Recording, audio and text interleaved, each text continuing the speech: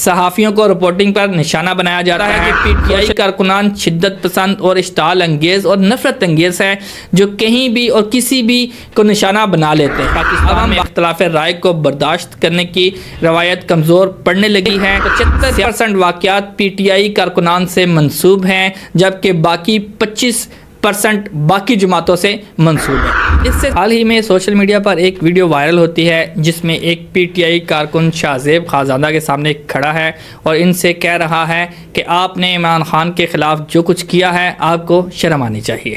اس واقعے پر ہم ضرور بات کریں گے اور اس کی تفصیل پر بتائیں گے کہ یہ واقعہ کیوں رونما ہوا، لیکن اس سے پہلے بات کریں گے عدم برداشت کی سیاست کا آغاز کہاں سے ہوا اور یہ سلسلہ کہاں جا رہا ہے۔ میں ہوں خرم ابن شبیر اور آپ دیکھ رہے ہیں ڈیجیٹل آواز نیوز، جہاں نظر نہ جائے وہاں سے خبر لائیں۔ عدم برداشت، بدتمیزی، گالم گلوچ اور اختلاف رائے کو ذاتی دشمنی میں بدل دینے کا یہ رویہ پاکستان کی سیاست اور میڈیا میں کوئی نیا واقعہ نہیں۔ یہ بحث آج بھی جاری ہے کہ یہ سلسلہ کب شروع ہوا، کس نے اسے فروغ دیا اور کس نے اسے منظم طریقے سے سیاسی ہتھیار کے طور پر استعمال کیا۔ لیکن حقیقت یہ ہے کہ یہ بگاڑ یک طرفہ نہیں بلکہ وقت کے مختلف ادوار اور مختلف سیاسی جماعتوں کے کارکنان اور گروپس اس میں شامل رہے ہیں۔ سوشل میڈیا کے دور میں یہ رویہ مزید شدت اختیار کر گیا اور دوسروں کی آواز دبانے کے لیے بدتمیزی ایک مستقل ٹول بن چکا ہے۔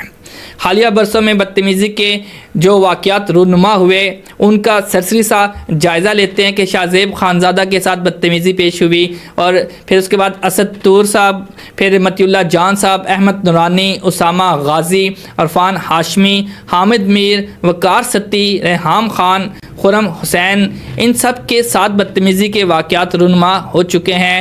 تو کیا یہ سب نیا ہے؟ نہیں، یہ 2019 سے پہلے کے کچھ واقعات ہیں جو 2019 سے لے کے 2012 تک کے واقعات ہیں، ان کو بھی شامل کرتے ہیں کہ پاکستان میں عدم برداشت کا سلسلہ گزشتہ 2 دہائیوں سے جاری ہے۔ مختلف سیاسی، حکومتی، مذہبی گروہوں اور جماعتوں کے کارکنان اس رجحان میں شامل رہے ہیں۔ نریم سٹی کے ساتھ لاہور میں واقعہ پیش ہوا تھا 1999 میں، حسین حقانی کراچی ایئرپورٹ میں واقعہ پیش ہوا، مشاہد حسین سید صاحب کے ساتھ، جاوید چودھری صاحب کے ساتھ 2008 میں واقعہ پیش ہوا، مبشر لقمان صاحب کے ساتھ 2012 میں واقعہ پیش ہوا، سلیم صحافی کے ساتھ پشاور میں 2007 میں واقعہ پیش ہوا، ڈاکٹر شاہد مسعود کے ساتھ کراچی میں 2009 میں یہ واقعہ پیش ہوا، افتخار احمد صاحب کے ساتھ لاہور میں 2008 میں واقعہ پیش ہوا اور عارف نظامی صاحب کے ساتھ بھی واقعہ پیش ہو چکا ہے۔ ان سب کے ساتھ بھی بدتمیزی کے واقعات پیش آئے ہیں۔ اب بات کرتے ہیں اختلاف رائے یا ذاتی دشمنی، اصل مسئلہ کیا ہے؟ پاکستان میں اختلاف رائے کو برداشت کرنے کی روایت کمزور پڑنے لگی ہے۔ سیاسی اختلاف اب شخصی حملوں میں بدل چکا ہے۔ صحافیوں کو رپورٹنگ پر نشانہ بنایا جاتا ہے۔ سوشل میڈیا گالیوں کی منڈی بن چکا ہے۔ مختلف جماعتوں کے کارکنان کا رویہ ایک جیسا ہوتا جا رہا ہے۔ پارٹی کا نام بدلتا ہے، رویہ نہیں بدلتا۔ عدم برداشت نے سیاسی گفتگو کا معیار خطرناک حد تک گرا دیا ہے اور اس کا سب سے بڑا نقصان آزادی اظہار اور صحافتی اقدار کو پہنچ رہا ہے۔ اب یہ جتنے واقعات آپ کے سامنے پیش کیے ہیں ان میں سے 75% واقعات پی ٹی آئی کارکنان سے منسوب ہیں جبکہ باقی 25% باقی جماعتوں سے منسوب ہے۔ اس سے ثابت ہوتا ہے کہ پی ٹی آئی کارکنان شدت پسند اور اشتعال انگیز اور نفرت انگیز ہے جو کہیں بھی اور کسی بھی کو نشانہ بنا لیتے ہیں۔ اب ہم بات کرتے ہیں آج کے موضوع پر۔ کیا پاکستان میں صحافی، سیاستدان اور عام شہری واقعی محفوظ ہیں؟ یہ بحث صرف ایک واقعے سے شروع نہیں ہوتی، یہ ایک منظم رویہ، ایک طرز عمل، ایک پیٹرن اور آج ہم ہر کڑی کو کھول کر دیکھیں گے۔ سب سے پہلے بات کرتے ہیں شاہ زیب خانزادہ کے ساتھ بدتمیزی، صحافی کے خلاف عوامی غصہ۔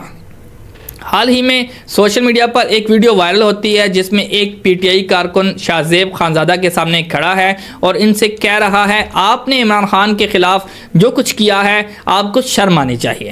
وہ مزید الزام لگاتا ہے کہ شاہ زیب نے بشرا بی بی یعنی عمران خان کی اہلیہ کے حوالے سے غیر منصفانہ پروگرام کیے ہیں۔ یہ معاملہ صرف لفظوں کا مسئلہ نہیں، طاقت، غصہ اور ہراسمنٹ کا ملاپ ہے۔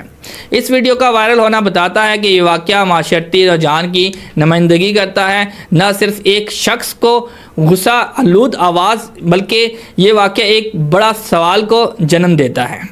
کیا اگر کوئی صحافی طاقتور طبقے یا سیاسی رہنماؤں پر سوال کرے تو وہ براہ راست انتقام یا ذاتی حملے کا سامنا کرے گا؟ یہ افسوسناک بات ہے کہ اختلاف رائے اور صحافتی سوالات جو جمہوریت کی روح ہے، بدگمانی اور سنسناہٹ کا سبب بن رہے ہیں۔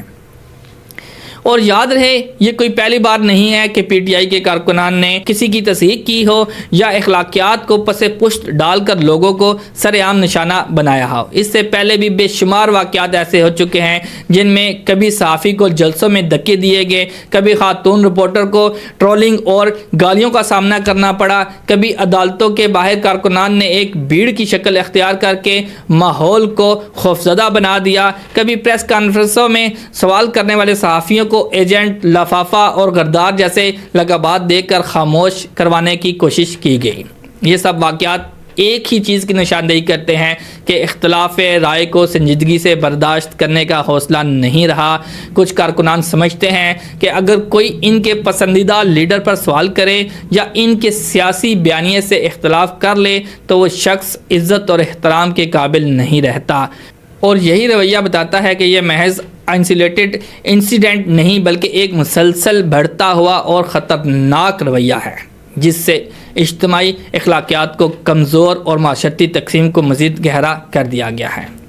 حال ہی کی بات کی جائے تو علیمہ خان کا اڈیالہ جیل میں واقعہ، صحافیوں پر چڑھائی اور تشدد کا واقعہ بھی منظر عام پر آیا۔ 8 ستمبر 2025 کو علیمہ خان، جو پی ٹی آئی کی بانی رہنما عمران خان کی بہن ہے، نے اڈیالہ جیل کے باہر صحافیوں سے خطاب کیا جہاں ان کے کارکنان نے رپورٹر پر حملہ کیا۔ یہ واقعہ بتاتا ہے کہ بعض اوقات سیاسی کارکن صحافیوں کے سوالات کو صرف خطا نہیں بلکہ ذاتی دشمنی سمجھتے ہیں۔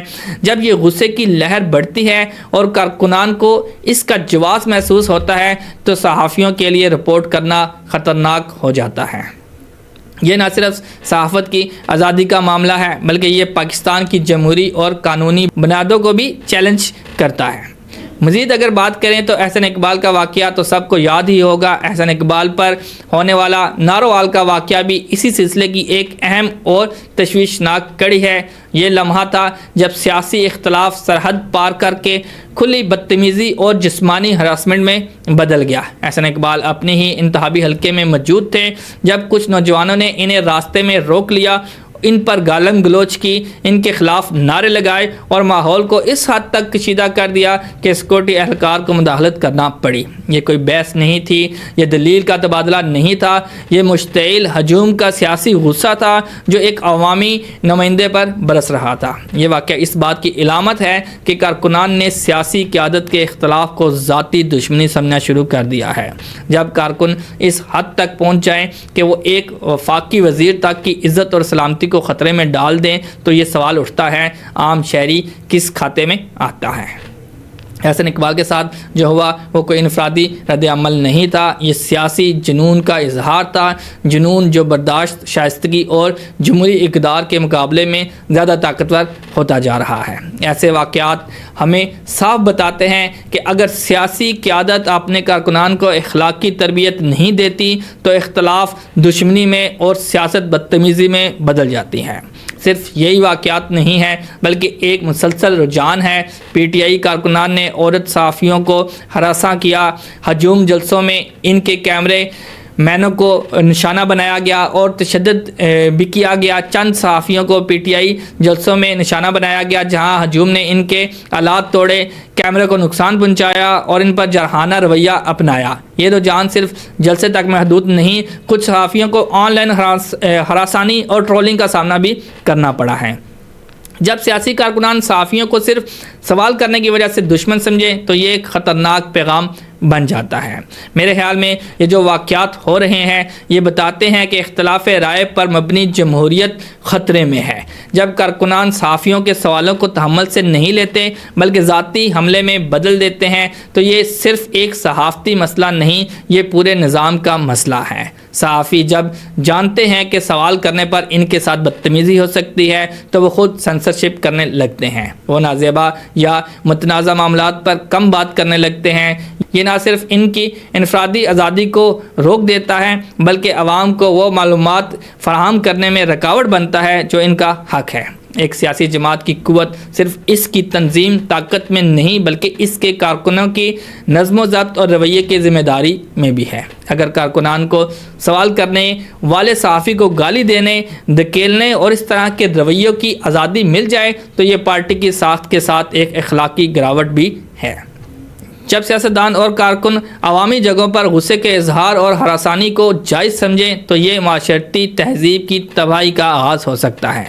صحافی جو سچ کو سامنے لانے کا فریضہ ادا کرتے ہیں وہی اب خطرے کی زد میں ہیں، اور یہ خطرہ صرف انہیں محدود نہیں کرتا بلکہ پورے معاشرے کی آواز کو دبا سکتا ہے۔ آج ہم نے دیکھا کہ اختلاف صرف نظریے کی بات نہیں رہا بلکہ ایک سیاسی اور سماجی مرض بن چکا ہے، ایک مرض جہاں سوال کرنے والے کو ہراسانی کا نشانہ بنایا جاتا ہے، جہاں صحافی اپنے کام کی وجہ سے خوف محسوس کرتے ہیں اور جہاں میڈیا کی آزادی کو ایک سیاسی حربے کے طور پر استعمال کیا جاتا ہے۔ میں ان لوگوں سے مخاطب ہوں جنہیں میری بات سمجھ آ جائے۔ سیاسی لیڈران غصہ اور انتقام کی سیاست کو ترک کریں، اختلاف رائے کو دشمنی نہ سمجھیں۔ اسی کے ساتھ اجازت چاہوں گا۔ میں ہوں خرم ابن شبیر اور یہ تھی خرم کی آواز ڈیجیٹل آواز نیوز پر، جہاں نظر نہ جائے وہاں سے خبر لائے۔